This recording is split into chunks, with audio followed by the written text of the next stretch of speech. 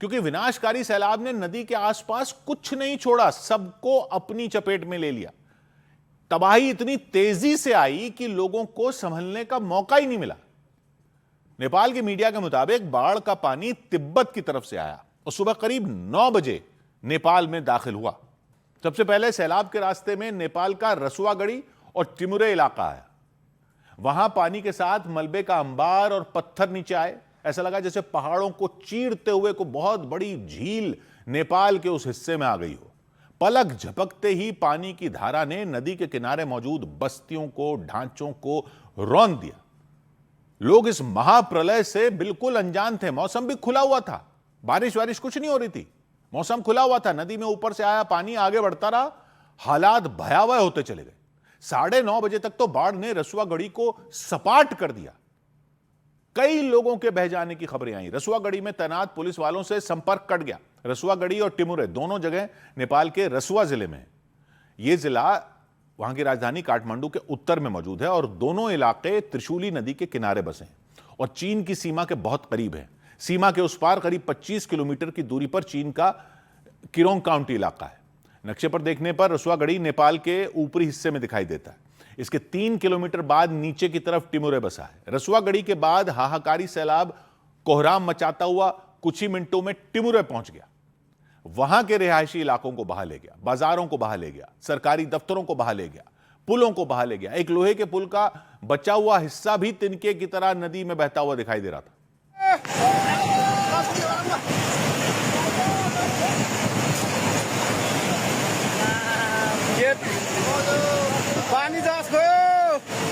टिमुरे में जो लोग फंस गए उनको निकालने के लिए हेलीकॉप्टर भेजा गया। वो बिना उतरे काठमांडू लौट आया क्योंकि बाढ़ के पानी में हेलीपैड ही बह गया। हेलीकॉप्टर के पायलट को उतरने के लिए जगह ही नहीं मिली।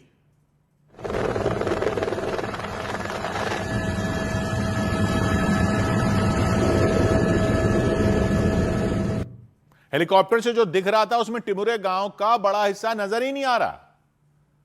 पानी पानी और मलबा दिखाई दिया। दूर दूर तक तबाही के निशान नजर आए।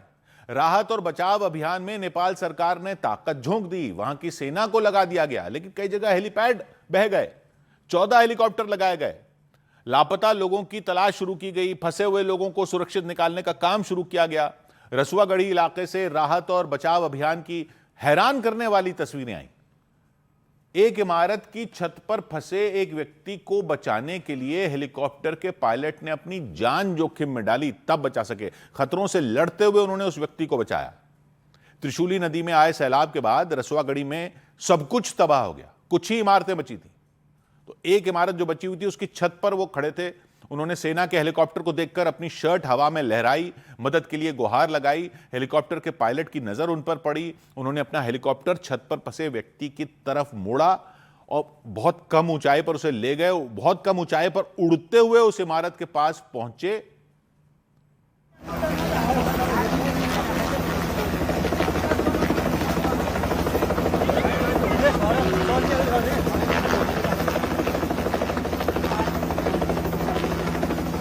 हेलीकॉप्टर उतारने की जगह नहीं थी, रस्सी नहीं थी। छत पर खड़े व्यक्ति को निकालना मुश्किल था। उस वजह से हेलीकॉप्टर के पायलट ने फिर भी हिम्मत नहीं आ रही। वो हेलीकॉप्टर को लेकर इमारत के दूसरी तरफ गए, उसे और नीचे किया। इतना नीचे किया कि एक बार तो ऐसा लगा जैसे हेलीकॉप्टर के पंखे दूसरी इमारत से टकरा जाएंगे।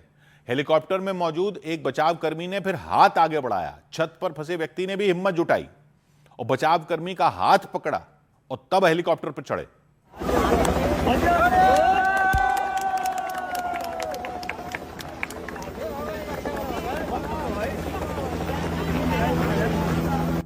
ऐसी ऐसी चीजें दिख रही थी कि लोग दांतों तले उंगलियां दबा लें, क्योंकि ऐसे इलाके में इतनी कम ऊंचाई पर उड़ते हुए बिना रस्सी के किसी को बचा पाना नामुमकिन सा लग रहा था। लेकिन हेलीकॉप्टर के पायलट ने मानो ये चमत्कार कर दिया।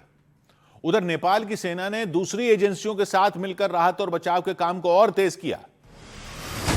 नेपाल में वहां की सेना राहत और बचाव के काम में जुट गई। नेपाल की सेना के जवानों ने कई इलाकों में मोर्चा संभाला और मलबे में दबे लोगों को बाहर निकालकर सुरक्षित जगहों पर पहुंचाना शुरू कर दिया। नेपाल में पुलिस और सेना के 41 जवान भी बाढ़ में लापता हो गए। दावों के मुताबिक नेपाल चीन सीमा के पास तिमुरे क्षेत्र में तैनात नेपाल सेना के 9 जवान बाढ़ की चपेट में आ गए। नेपाल पुलिस के 32 जवानों के भी लापता होने की आशंका जताई गई।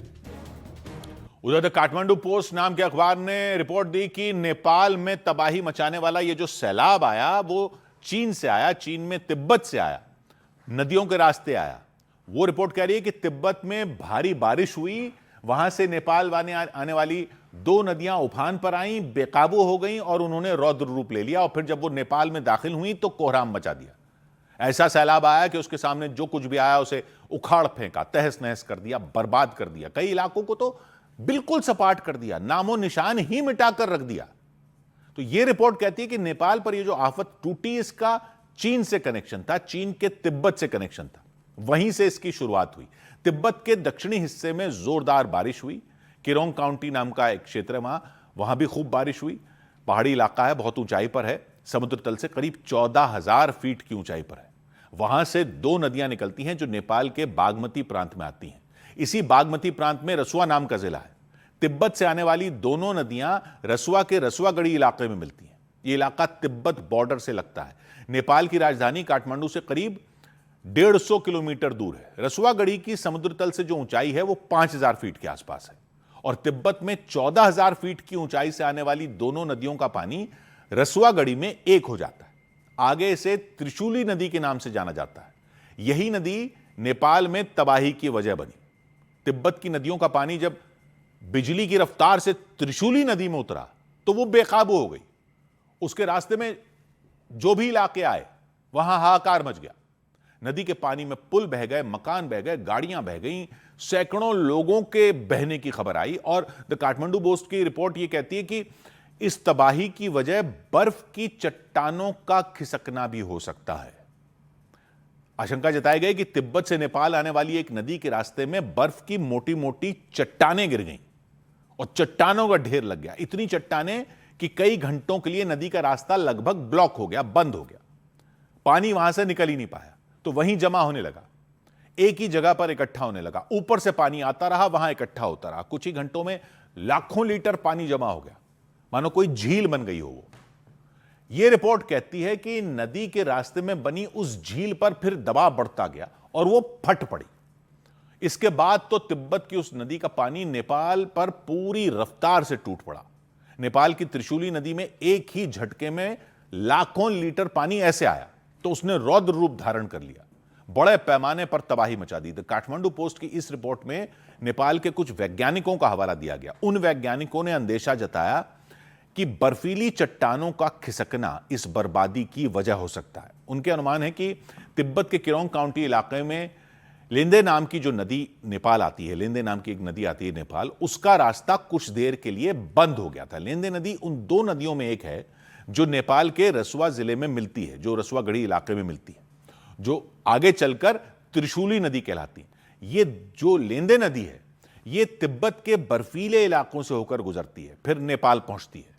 रिपोर्ट कह रही है नेपाल बॉर्डर से करीब 9 किलोमीटर पहले ही इस नदी के रास्ते में बर्फ की चट्टानें गिर गई थी और यह तब हुआ जब वहां 4.7 तीव्रता का एक भूकंप आ गया। फिर यह रिपोर्ट कह रही है बर्फ की चट्टानों ने कुछ घंटों के लिए नदी के पानी को आगे बढ़ने से रोक दिया। भूकंप आया, चट्टानें गिरी, नदी का पानी रुक गया, लेकिन पानी का दबाव फिर बढ़ता गया क्योंकि ऊपर से तो पानी आ ही रहा था।